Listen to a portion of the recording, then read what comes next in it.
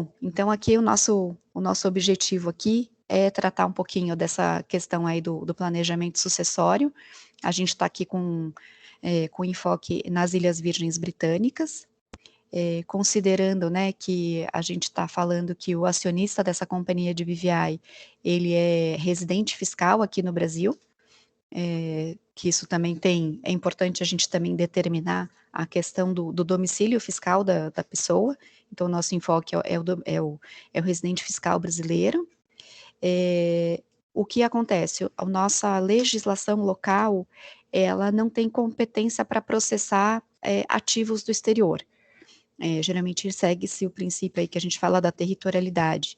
Então, se a pessoa física aqui, ela possui bens no exterior, ela, na realidade, isso não vai entrar no inventário aqui no Brasil, porque não é competência do juiz brasileiro. Então, é por isso que vão ser aplicadas aí as leis locais, na verdade, né, da onde do local do patrimônio, no caso aqui, das ações da companhia. O que normalmente a gente, né, o feijão com arroz nosso aí, é a questão da gente ter marido e esposa e os filhos. Não necessariamente todos incluídos dentro da companhia, mas de repente dentro dessa questão aí de incorporação nesse planejamento sucessório, né? Então, aqui a gente começa então com a questão do trust revogável. O que nós temos então? As ações, na realidade, a gente tem a pessoa física residente aqui, a gente vai constituir uma companhia em BVI, só que as ações vão ser detidas pelo trustee. Ele vai ser, então, o responsável, né, pela distribuição ali no final do dia para os demais beneficiários. A administração fica realmente o dia a dia da companhia, quem o executa é o beneficiário realmente, né, dos ativos, que o cliente aqui brasileiro. A vantagem é que ele pode, uma das questões aqui é que a gente costuma tratar bastante dessa questão da revogabilidade desse trust, porque hoje o cenário pode ser amanhã ele é distinto, para não configurar também doação. Quando a gente trata de um trust irrevogável, que não vai ser objeto aqui, mas a gente tem a questão de configurar a doação do patrimônio para o trustee, e aí isso pode ter ou não. A gente teve aí recentemente aí algumas definições aí do Supremo, no questão do que teria ou não, né, impacto tributário aqui. E aí, por fim, o que a gente tem é que essa pessoa física brasileira, ela é a única beneficiária desse patrimônio. Então, o que acontece? Quando houver o falecimento deste primeiro beneficiário, é que a gente vai distribuir para os beneficiários secundários, como a gente chama, que seriam geralmente aí os herdeiros efetivamente da pessoa física brasileira. Então, aqui a gente estabeleceu aqui as vantagens e desvantagens, no sentido de que, então, essa pessoa física, ela tem os poderes de administração, como eu tinha mencionado. Quando essa pessoa falece, as ações da companhia que são distribuídas. Então, a vantagem é que evita-se um processo de sucessão em BVI, que é custoso e moroso, e geralmente eles pedem, inclusive, para que se apresente o formal de partilha brasileiro ou que algum advogado brasileiro ateste que as leis sucessórias brasileiras estão sendo obedecidas. A questão aqui para fins de declaração de imposto de renda, o titular dos ativos, ele vai reportar isso na declaração dele de imposto de renda, então ele não vai perder a origem, esse lastro, né? Então ele vai dizer que as ações são detidas em nome de um trustee, mas ele vai reportar esse patrimônio. A desvantagem aqui que a gente coloca é a questão de despesa, quer dizer, com a questão inicial da Constituição e a manutenção aí anual, que isso teria um custo. Então, esse seria um primeiro cenário. Fernanda, desculpe interromper aqui. Você podia dar uma ideia de custo das despesas com Constituição e custo, só para a gente ter uma ideia? Sim, deixa eu só recapitular aqui uma coisinha. Isso acho que até tinha passado ali para vocês. Me dá só um segundinho. Pedro, eu vou interromper aqui o compartilhamento só um instante. Que agora de cabeça você me pegou. A gente trata de valores aí o tempo todo e acaba. Mas em termos. Eu acho que, se eu não me engano, é em torno de 1.750 a Constituição e 1.500 a anuidade, mas eu já te confirmo já. Me dá só um instantinho. Por favor. Enquanto você acha, eu vou fazer uma observação que isso tem para quem que é adequado esse tipo de estrutura, em termos de equilíbrio financeiro, né, econômico, na verdade, assim, se a pessoa não fizer um trust, quais impactos que ela tem, quais os custos na sucessão e se ela tem um trust, tá? Então, essa questão de volume é importante. Esse custo acaba sendo marginal e como se fosse um custo de seguro, né? Para você ter uma situação mais bem resolvida na transição. Correto, tá certo. Olha, gente, a questão aqui da instituição dele, inicialmente, de 1.500, perdão, e a manutenção anual de 1.250. O que a gente coloca aqui é o seguinte: a gente normalmente pede para que o cliente faça a contabilidade. Então, isso vai depender do número de transações que o cliente tem ao ano. Então, até 50 transações ao ano, o cliente vai ter um custo aí de $1.200 mínimo.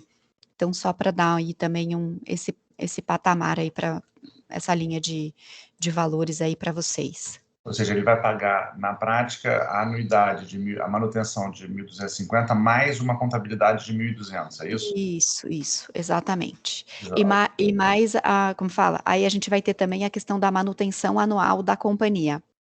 Essa não é a manutenção de 1.250 que eu acabei de falar? Não, essa daí é só para o trust, exclusivamente para o trust. Ah, tá bom. Então, na verdade, a gente está falando de 1.250 para o trust, Correto. 1.800 para o De contabilidade. contador, Isso. mais uma manutenção de companhia que gira em torno de 1.500 de qualquer forma, não é isso? A gente, hoje em dia, na verdade, está trabalhando com um valor de 2.050.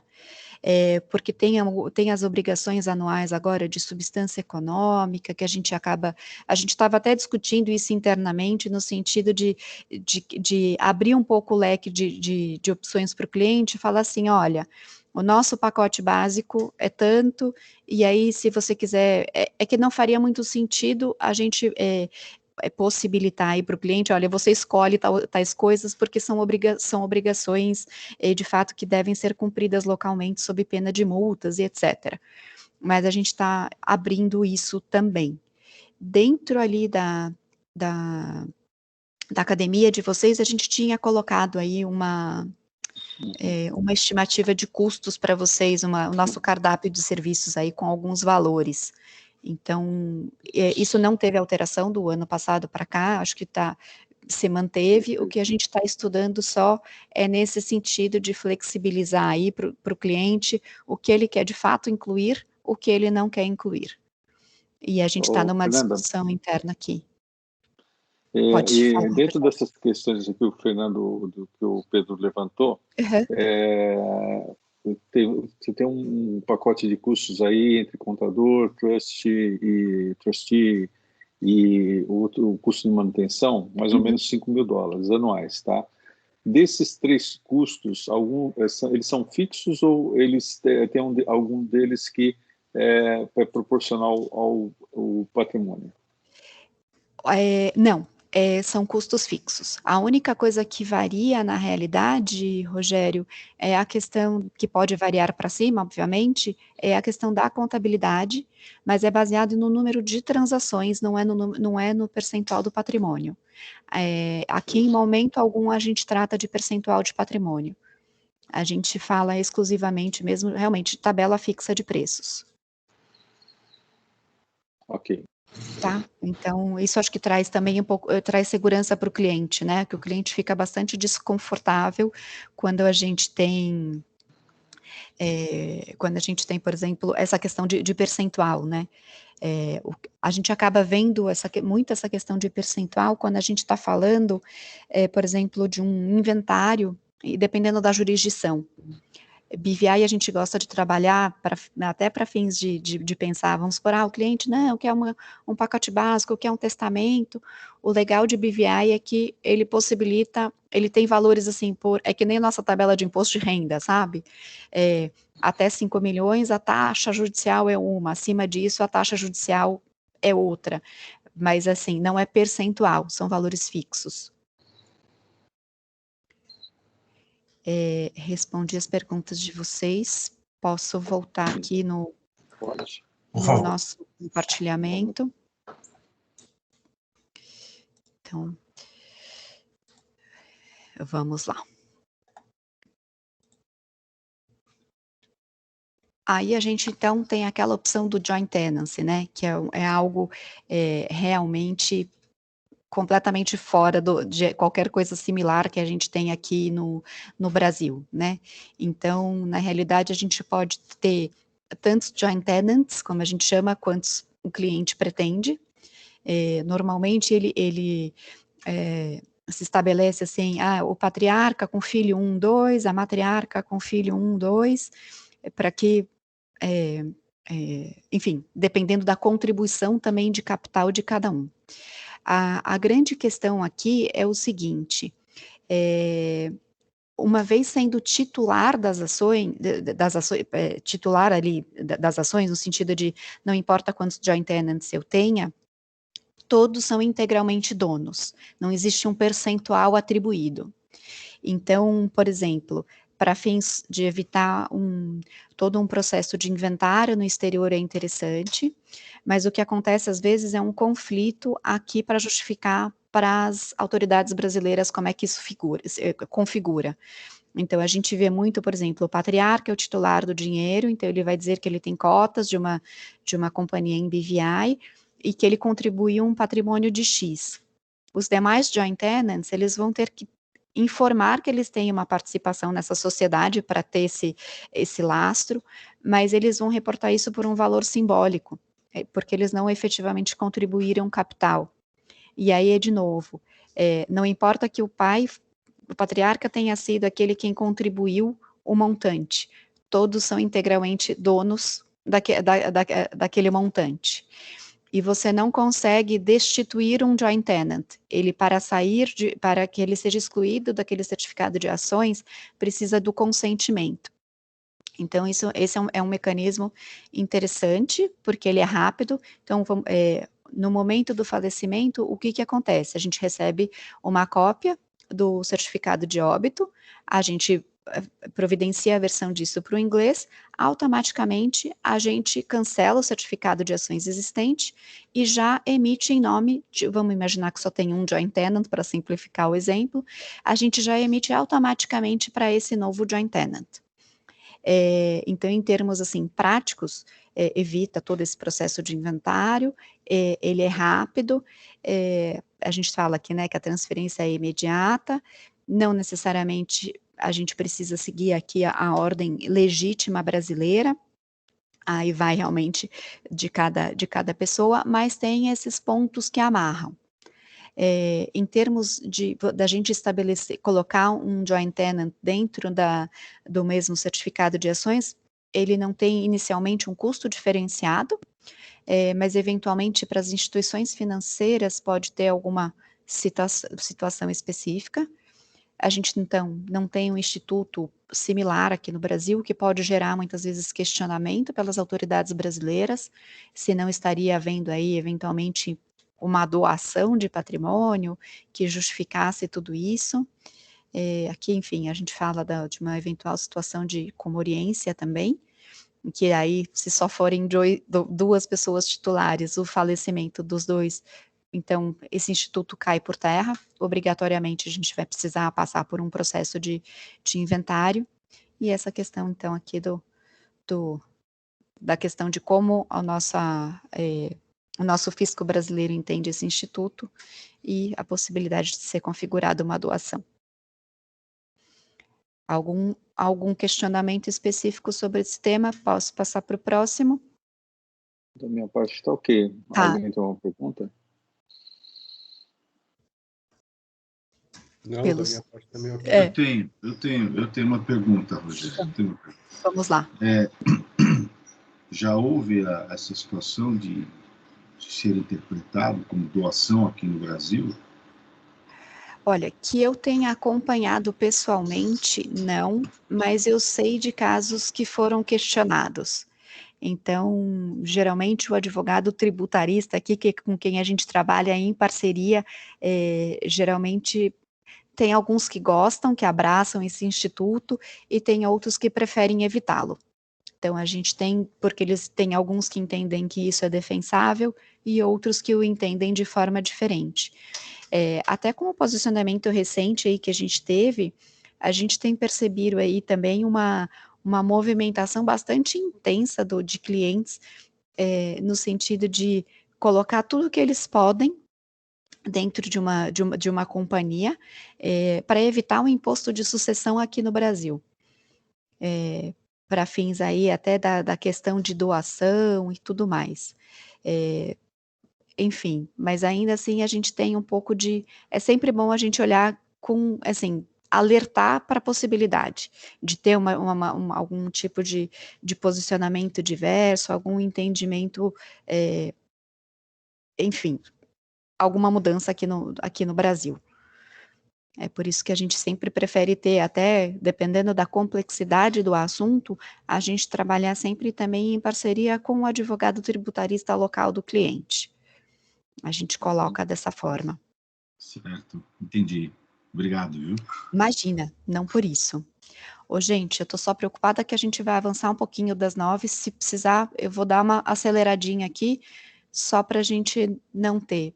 A questão do testamento é uma coisa um pouco mais simples, o testamento, ele realmente vai falar do patrimônio, a gente está falando daí de um testamento na localidade, nas Ilhas Virgens Britânicas, ele é elaborado, ele obrigatoriamente vai ter que seguir aqui a ideia de sucessória brasileira, para que ele não seja questionado lá na frente.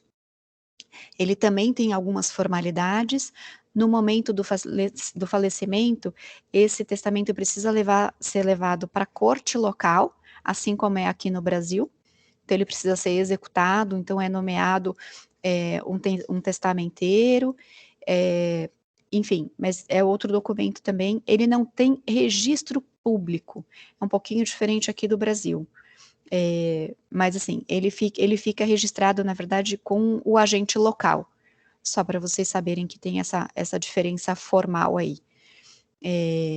Então, no momento do falecimento, a gente dá entrada em todo o processo, vai ter que juntar a certidão de óbito, e isso é levado para a corte. A questão ele tem um custo de instituição aqui, em torno de $1.500 a $2.000, ele não é um percentual, é aquilo que eu estava falando, que acaba sendo algo interessante. Eu diria que é melhor ter um testamento do que não ter nada, mas, né, se o cliente fala, não estou confortável em instituir um trust ou estabelecer a cotitularidade das ações, mas ele vai ter que ser levado para a corte, ele vai ser custoso, em torno, a gente está falando aí da execução de um testamento, acho que de uma base em torno de $10.000, no momento que a gente leva isso para a corte. Ele é um pouco mais rápido que o processo de inventário normal, mas ele de novo, ele leva mais tempo do que aqueles outros mecanismos que a gente acabou de ver.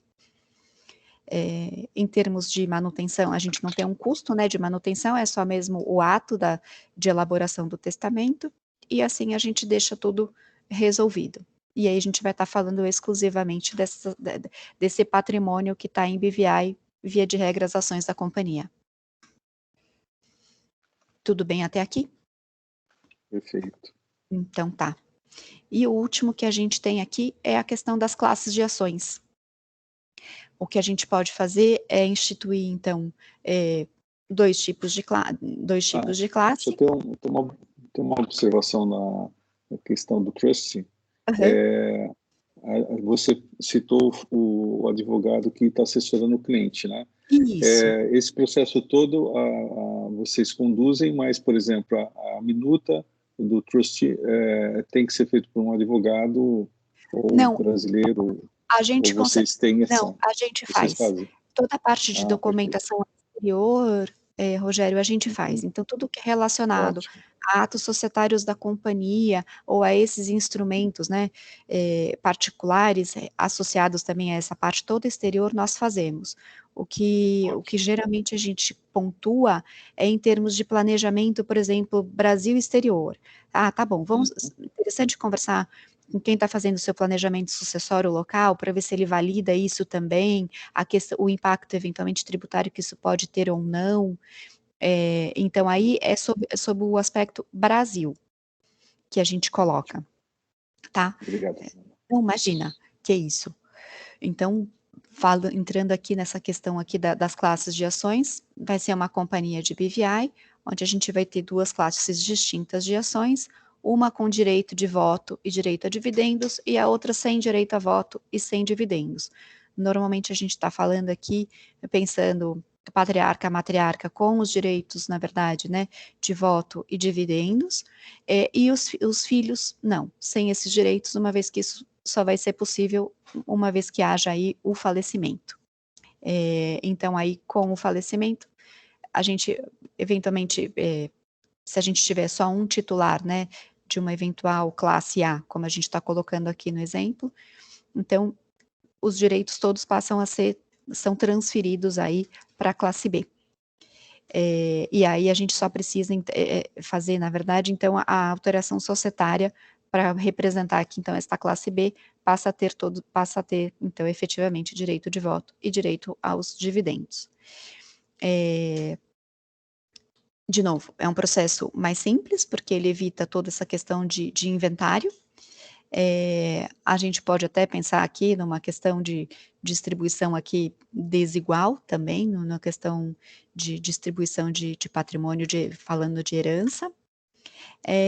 A instituição de uma companhia com classes, ela tem um custo um pouquinho maior, não é tão significativo, não chega a entrar num patamar, por exemplo, de um trust, mas a gente estaria falando aí numa questão anual diferente, talvez em torno de uns $1.000, mais ou menos, complementares aí no valor anual, mas se eu não estou enganada, naquele nosso cardápio de preços, isso estava incluído também, quando a gente fala de classes de ações. Tem aqui essa questão da irreversibilidade disso. Então, isso pode ter um problema. Então, esse também é outro caso que a gente acompanha bem de perto com o advogado local, para a gente não ter problema, porque a gente está falando aqui, pensando exatamente nessa questão da doação. É uma ideia mais ou menos de quem quer, como não existe o conceito de usufruto lá fora, esse seria uma ideia similar à ideia do usufruto. Então, assim, o patriarca, a matriarca tem, então, direito ali, tudo bem que eles vão ter ainda, né, a questão dos direitos políticos, mas eles vão ter ainda, efetivamente, os direitos econômicos, mas ele já estaria realmente antecipando a herança para os herdeiros, para os sucessores. Então, isso precisa ser visto com bastante cautela, por conta dessa questão aí da irreversibilidade. Então, são situações bem, bem peculiares. Então, dependendo do cliente, a gente sabe que cliente hoje pensa uma coisa, amanhã outra. Eu sou assim também, então não posso falar mal dos outros, mas é um pouquinho nessa linha. E aqui tem um quadro, simplifica, na verdade, só dando uma ideia geral daquilo que é imediato, daquilo que leva um pouco mais de tempo, e uma ideia aqui dos custos, na verdade, que a gente tinha.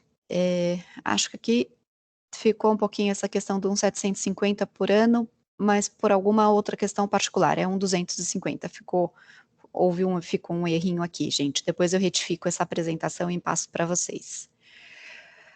Mas, em princípio, é isso. Então, a gente sempre coloca para os clientes, principalmente, né, diante dos tempos que estamos vivendo aí de pandemia, da importância aí de criar-se um instrumento de sucessão. Fernanda, desculpa, será que você podia me mostrar a tela anterior que eu não consegui ver a tempo? Tinha muita informação. Imagina. Perdão. Essa tela é muito... É mais ou menos, assim, simplificando um pouquinho daquilo que a gente falou até agora.